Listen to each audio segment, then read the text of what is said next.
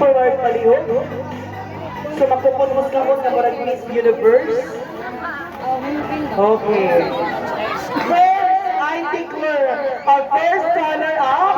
So kung sa itong number na bilhin, so that's the automatic, our first ever Hot Mama of San Roque Damsay.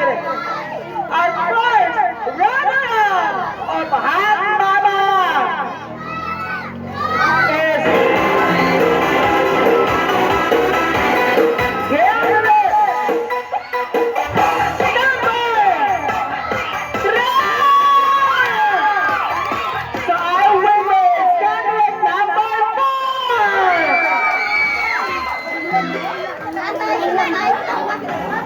a first runner-up is candidate number 3.